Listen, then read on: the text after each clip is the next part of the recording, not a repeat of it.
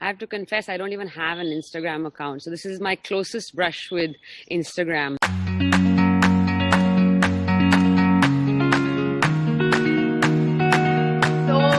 Hi guys, back again in the private chat. Okay, so we have a new member joining us. So Urvashi Aneja. Hi Urvashi Aneja. This is Divya Agarwal. I'm an actress. We have with us Sahil Shah, who's a comedian. Hello. And we have Saloni, who's a content creator. We also have Yesha Paul, who is Sahil knows that pretty well. Come on, Divya, you can't. She's in the legal background and she's giving some real information about what happens behind the screens. Yesha's the program officer at the Center of Internet and Society, right? And she's here to help us out with. He just read it. No, I remembered it. Don't worry. This time I properly remembered it. So, Urvashi Aneja is the co-founder and director of Tandem Research, an independent researcher, collective generating policy insights at the interface of technology, society, and sustainability. But Urvashi, we would like to ask you, what is privacy according to you, and what is the entire idea of privacy on social media or on internet? Oh, thanks, Divya. Great to be here and join you guys. I have to confess, I don't even have an Instagram account. So this is my closest brush with Instagram. Mm-hmm. Yeah. This has to be the trailer cut, guys. This is like one of those like, whoa. There are people who don't have Instagram. I have a Twitter account and I barely use my Facebook account, but I don't have an Instagram account. I sometimes stalk people using my husband's account, but I don't have my own. So I get the best part of it, the best part of the Instagram experience.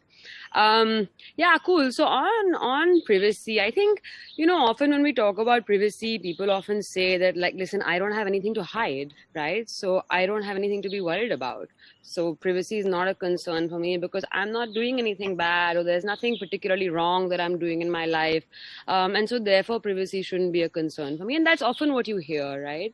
And I think the thing that I want to share is that that's really not the case. Like, that's the wrong way actually of thinking about privacy. Like, what's really happening is that loads and loads and loads and loads of data is being collected about you every time you're online.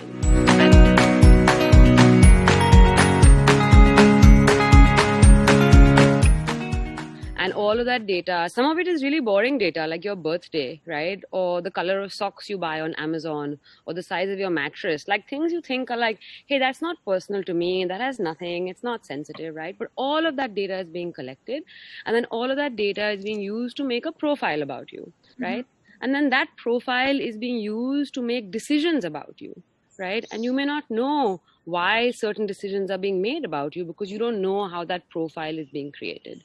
Right. So to give you an example, let's say you go to Amazon and you look for a book on cancer, right? Maybe you're a biology student, or maybe you want to be an oncologist, or maybe your aunt has cancer, your cat has cancer, right? And you're searching for this book on cancer, and you store it in your online e-commerce store.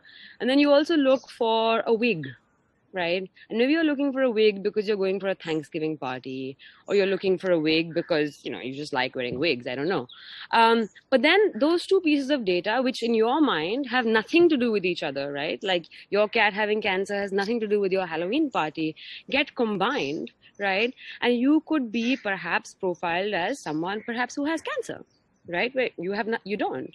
So let's say you're applying for a job, and the job is wondering, and the people who are potentially hiring you are wondering, like, okay, is this the right person to hire? Is this not the right person to hire? We have two candidates, both really good, they both want the same pay, everything's the same. How do we decide?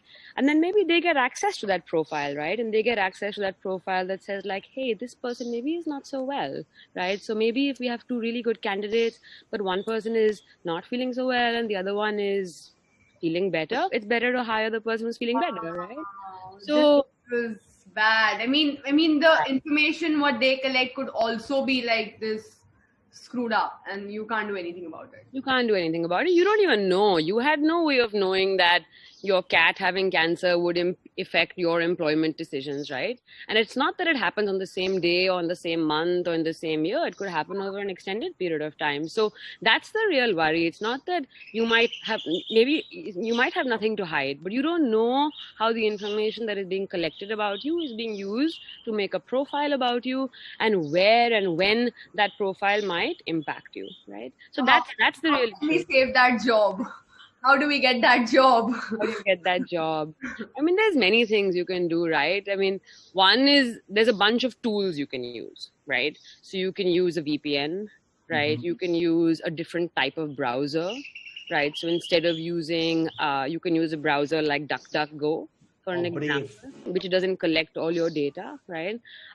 You can install password managers, right? So that, you know, you actually have, otherwise, I mean, you have so many accounts, it's impossible to even remember all your passwords. You can also not integrate all your apps together, right? So you can choose not to log in to Zomato through your Gmail account and not to log in to ClearTrip through your Zomato account, right? So the less you integrate all the services you're using, the less opportunity there is for creating that wholesome profile, right? So one part of it is like the kind of tools that you use. I think the other part of it is you can also trick the system, right? So every once in a while, look for something really random online, like look for, I don't know, you know, paw cleaner for a bear or something. Like, so you can manipulate the system. You can create many digital avatars, right? It doesn't all have to be this serious way of going about it. Game on now. Yeah, Sahil, you know what we have to do, right? My search history anyways has too much nonsense. Like I go online and I just type random nonsense all the time. I didn't know I was actually tricking the system. I was unwillingly typing nonsense, but now I'm tricking the system. You're tricking the system, yeah. So think of it like that, like a game you're playing against the system, and you can actually try and trick it because the algorithms are not as smart yet anyway. So there is some space to trick the system. You can also, like, if it's an option for you, you're much safer using your browser than you're using an app on your phone.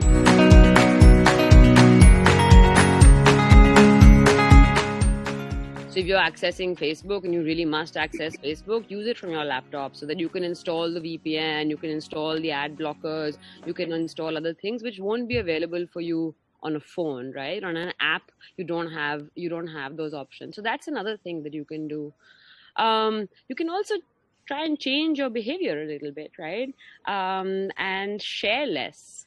That's fundamentally what it comes down to. Unless you're sharing less, it's very hard to actually protect yourself. So, you know, you should share what you really need to share. You may not need to geotag your photos.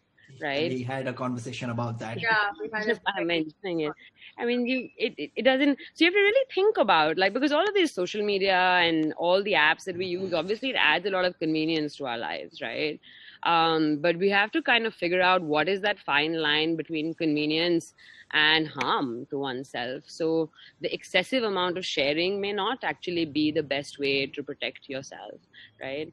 You can also like self-censor a little bit. So maybe don't search for something in Google that you would be embarrassed to ask your partner about, or talk to your parents about, or talk to your best. Well, maybe partner and parents is a bad example, but like your best friend about, right?